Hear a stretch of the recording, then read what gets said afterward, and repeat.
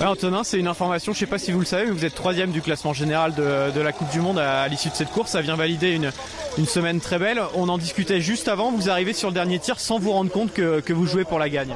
Avant le dernier tir, il y a Johannes avec quasiment 50 secondes d'avance. Et moi, quand je le vois repartir du tir en arrivant moi sur le pas de tir, et avec le bruit de la foule et tout, je pensais qu'il avait fait le plein. Enfin, je me suis pas posé plus la question que ça. J'ai fait mon truc à fond sans savoir qu'en fait il y avait la porte ouverte pour la gagne. Mais c'est ce que je te disais juste avant, c'est que ça aurait pas changé mon tir, quoi. C'est un tir attaqué. Moi, c'est aussi une manière de pas me perdre, à essayer d'assurer quelque chose. Je suis pas comme Martin qui est capable d'assurer ses tirs. On le voit faire. Moi, je sais pas faire ça, donc. Ce qu'il faut expliquer, c'est que vous travaillez un tir instinctif beaucoup plus que Martin, qui est beaucoup plus dans ses repères. Et c'est pas non plus un tir suicidaire, c'est quelque chose que vous êtes habitué à faire et que vous faites régulièrement à l'entraînement. Ouais, là, une fois que la troisième balle sort, je me reprends pour essayer de pas en sortir une deuxième d'affilée trop vite.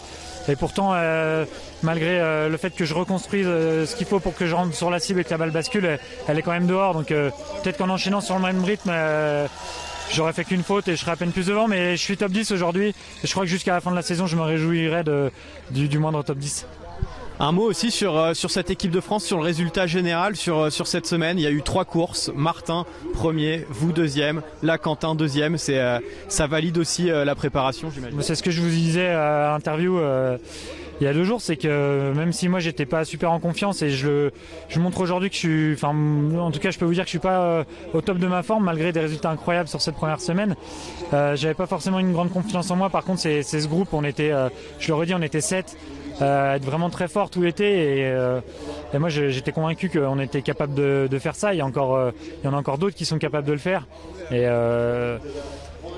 ce qui est énorme, c'est que même si Martin est loin de son niveau en ce moment, on arrive avec Quentin à monter sur le podium. Il y a Simon Détieux qui est en forme, qui devrait y arriver dans pas longtemps.